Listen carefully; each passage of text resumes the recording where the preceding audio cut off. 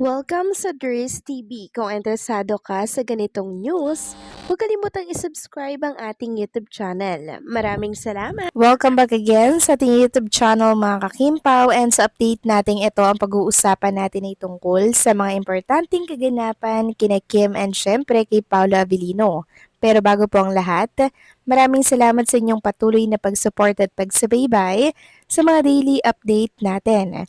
Kaya naman bilang pasasalamat, narito po ang ilang napili kong komento patungkol ito sa naging previous update. Una komento mula po ito kay Ginang Norma Dayag. Sabi niya, yes, there's TV so happy for the result of the Alibay.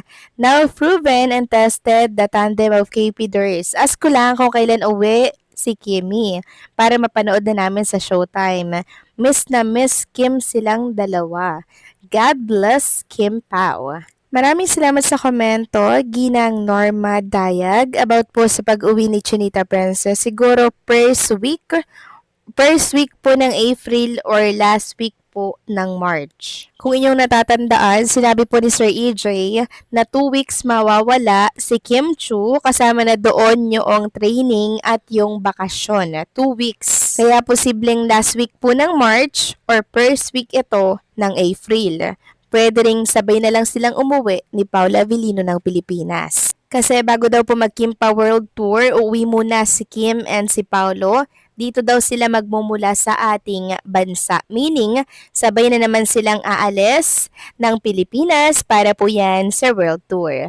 Tungkol naman dito sa result ng The Alibay kagabi at nung isang gabi, tama po kayo dyan, talagang proven and tested na po ang lakas ng Kim Pao tandem and ng Kim Pao supporters sa pagsuporta nila mga kakimpaw syempre sa mga project, sa mga event, sa mga programa ni Kim and Paolo Avellino. Proven and tested na yan kahit nasaan paman sila ilagay.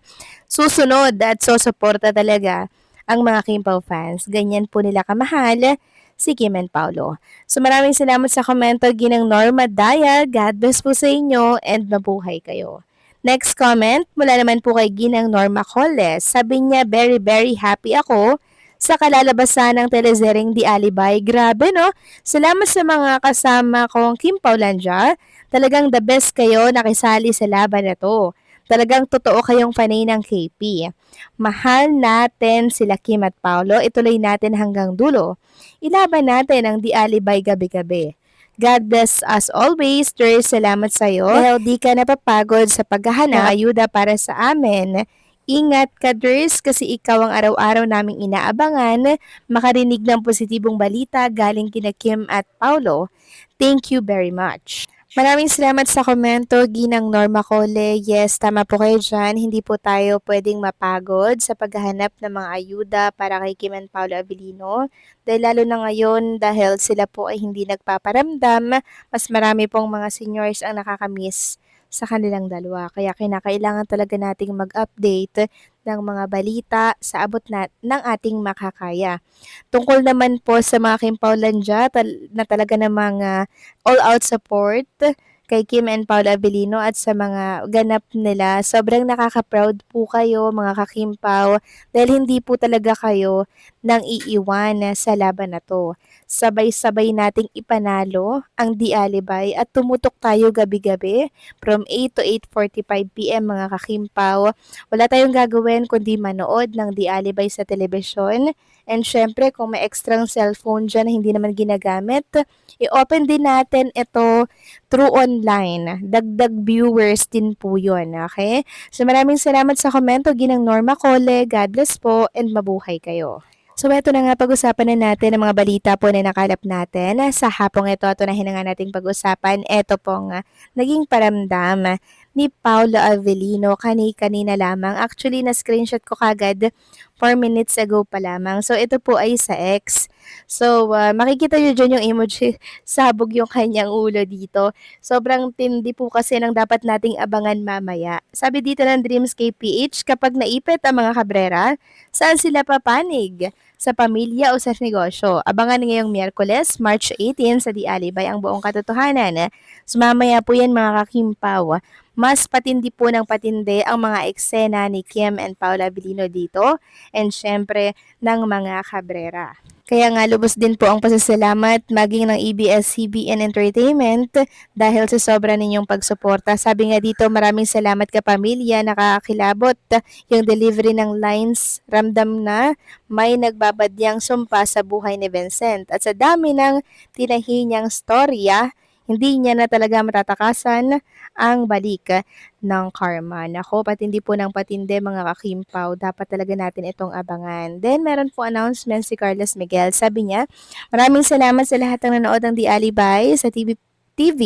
Pero mahalaga din na nasa Kapamilya Online Live sa YouTube po tayo manood. So buksan natin yung TV natin, tapos buksan natin yung mga cellphone para malaking tulong din ito sa online live. Halimbawa, hindi naman ginagamit ng kapamilya po ninyo yung mga cellphone, hiramin po ninyo.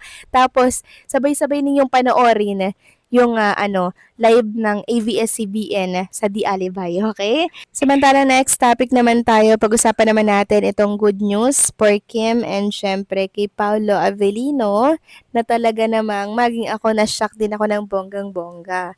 Kasi dati sila ay nasa top 6 sa I Want. Alam nyo mga kakimpaw, top 2 na sila ngayon. Manifesting na mag number 1 po sila. Kasi ang number 1 dito, What Lies Beneath. Pangalawa, yung The Alibay. Grabe, sobrang solid talaga ng pagsuporta, no, ng mga Kim Pao supporters kay Kim and kay Paulo.